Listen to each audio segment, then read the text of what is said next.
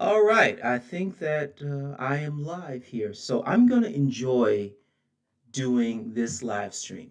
I really am. Um, I like to call myself the neighborhood sociologist, and I do that um, because I kind of see myself as, just this kind of regular dude who happens to work at a university, who happens to have a PhD, and who really cares about what goes on around him, right? And I try to even understand the world by um, applying sociology to things in my neighborhood, right? So I guess a neighborhood sociologist has a double meaning, right? It's like a sort of proletarian meaning, right? Like I'm just kind of, you know, just it's just an everyday dude. But it also has a meaning in that it has a kind of heuristic meaning and way in that I'm trying to understand the world by using my neighborhood. Okay.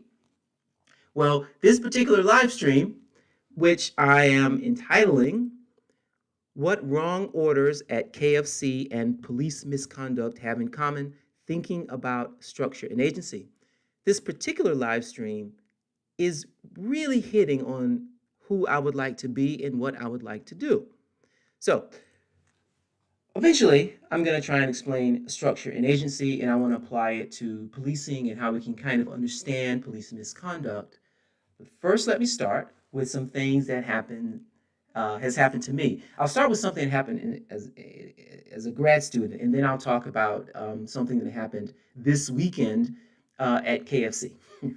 So I remember when I was a graduate student, and this must have been 2009 or 2008 or something like that. And I had to go to get a checkup, and I had no health insurance. And somehow I had a list of places that I could go, a clinic, like a low cost clinic. And so I was like, all right, well, let me go and do something. I haven't been to the doctor in ages, right? So I was living in the Bronx at the time. And I said, all right, there's this place in the upper Bronx that I could go to. It's just like one, like just on the D train, I believe. So I could just go up. And so I went to this place to get a checkup, and I was treated like shit. I really was, right? Like I walked in the place, and I rarely use profane language, but here I am. It was just that bad of an experience, right? So I go into this place, and they kind of dismiss me. I'm trying to ask questions of the receptionist, and she just handing me something to fill out and says, just fill this out, just fill this out. I was like, well, this kind of sucks, and I went to see the doctor, and the doctor just kind of gave me this kind of perfunctory examination, and I was trying to ask questions, and he was like, that's sort of dismissing me. Um, the mic audio is being doubled. Hmm. All right, let me see something here. All right, let me try that. Thanks for letting me know. That should work. I think I had the Yeti mic on, and then also the CPU mic. Maybe that was it. So anyway, I'm up in the Bronx trying to get a checkup, and I'm treated like crap. Immediately, I realized that I don't want to go and get any services, and it's going to sound really bad, but hopefully by the end of this live stream here, I don't look bad for saying it. Um, I don't want to. I don't want to go to any services in low income neighborhoods. Okay, great. I'm glad it's working now. I just don't, because my sense is it's the space that creates this sort of negative environment. So the receptionist or the secretary, whoever it was, and the doctor and whatnot, they were treating me coldly. They were treating me like I wasn't a person, but just somebody they had to get through with. They didn't really listen to me. I don't think that was about them as individuals. I think that was about the environment in which they worked. So at that time, I realized, you know what? I'm going to avoid going to any services. That means dentist. That means, of course, doctor. Even food places, if I can avoid it. I don't want to go to places in low income neighborhoods to get anything. It's not about the people, it's about the environment there. And I'll explain, I believe, how this works in a minute. So anyway, I finished grad school and I didn't go back to, to the doctor. And then, of course, when I finished my PhD and I moved to Rhode Island, and that was my first job, I went to a hospital at Brown University and I was treated brilliantly. They listened to me. The doctor sat down and explained to me what the things meant. He was talking to me as a human being. He treated me with respect. And again, it had nothing to do with the actual doctor. It was more the environment in which that doctor worked in, which facilitated respect, right? Doing his job in a certain way, right? Okay, so those are some experiences that kind of, before I started using this idea of structure and agency, just in my mind intuitively, I realized a long time ago to avoid going into low income neighborhoods. Gosh, that sounds bad, but I'm just telling it like it is.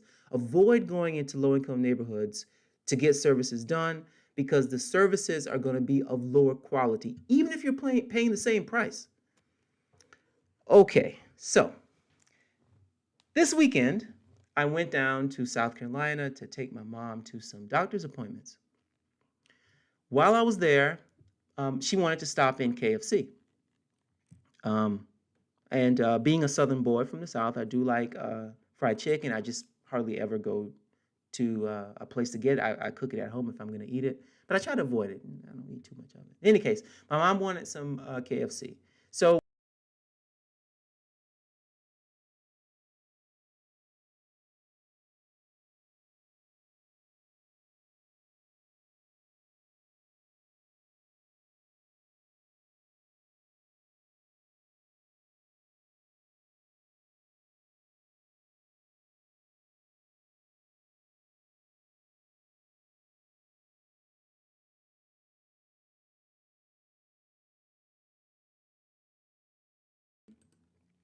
and of course, they screw up our order.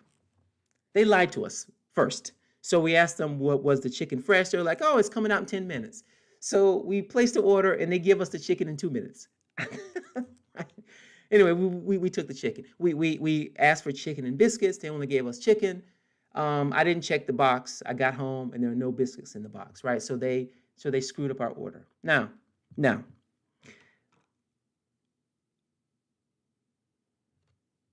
oh, I see. I see. I understand. Gosh, I can never get this thing right. It's so interesting.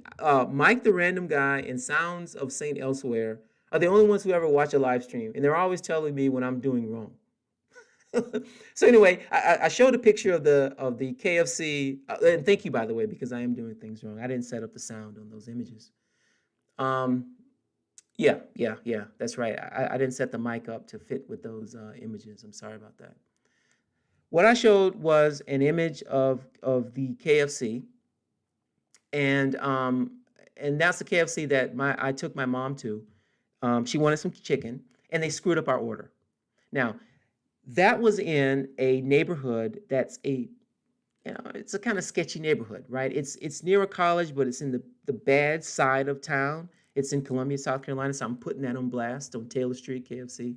In any case, I would not have gone there because I have that rule of not going into those kind of places, in those areas to get services, in this case, food.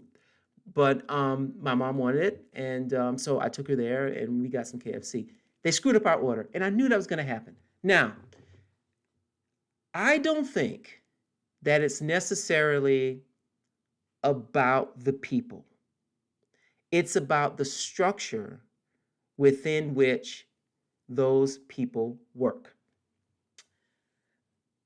So what I'm going to do, and I don't have the sound on this other image too, so I'm going to put this image up and I'm going to quickly put the sound in and then I'll talk about it. It's live stream, so I have to do it on the fly. But I'm going to put up a definition uh, of two definitions, one of structure and one of agency, and then kind of talk about it a little bit and then bounce back to this idea of KFC and also the doctor who I thought treated me very poorly.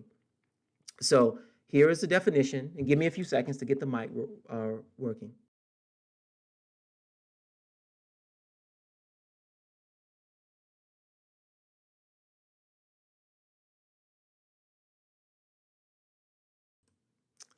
Okay, so Here is the definition for structure and agency. So, in the social sciences, there is a standing debate over the primacy, which I think is important because we're dealing with degree here, of structure or agency in shaping human behavior. So, I'm going to be talking about the human behavior of the doctor and also the workers in KFC.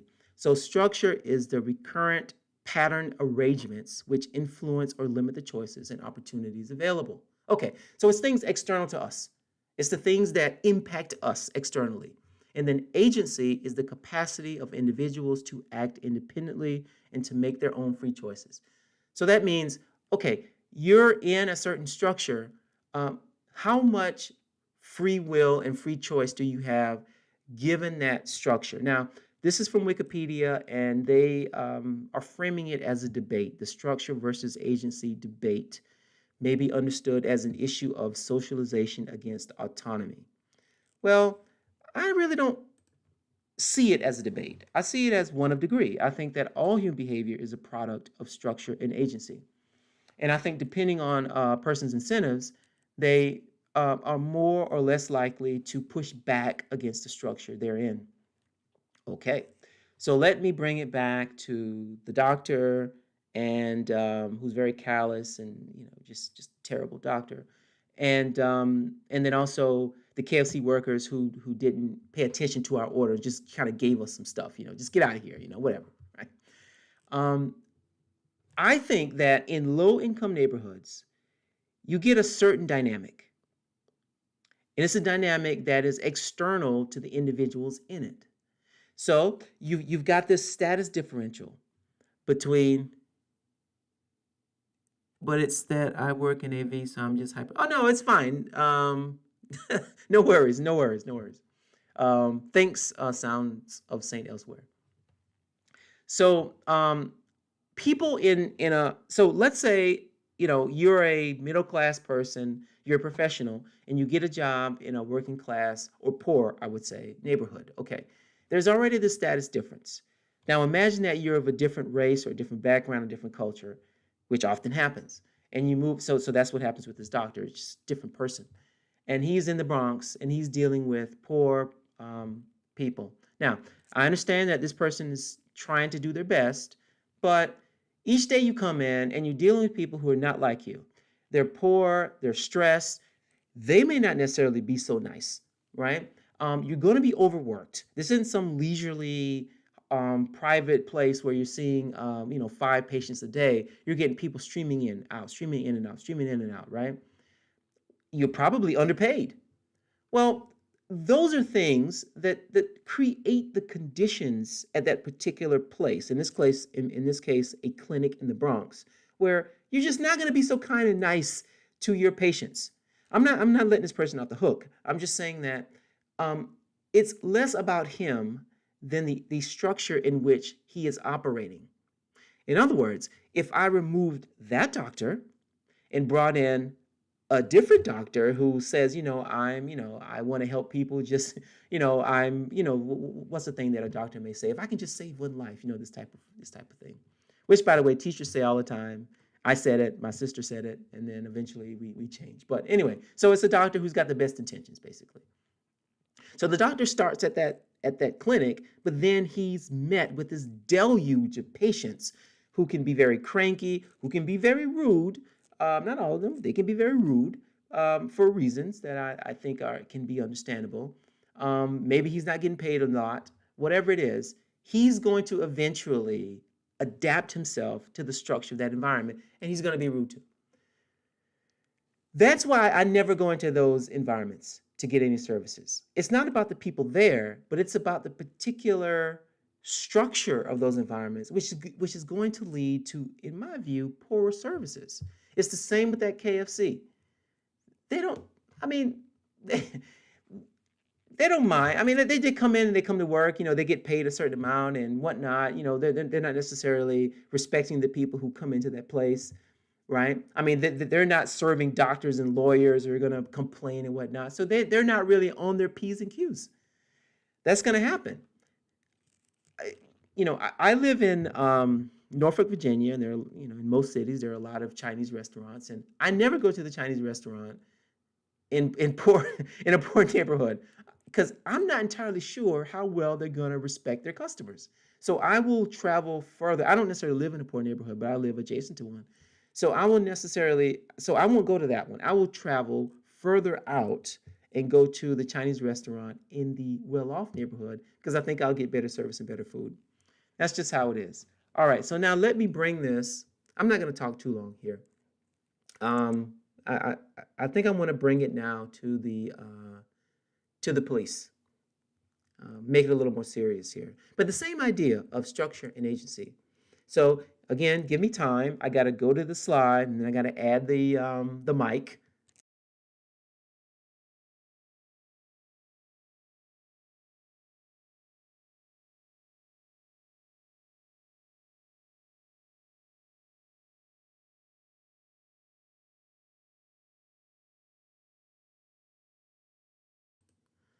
Okay, so it should be working now. So it should next time I do this, it should be set up.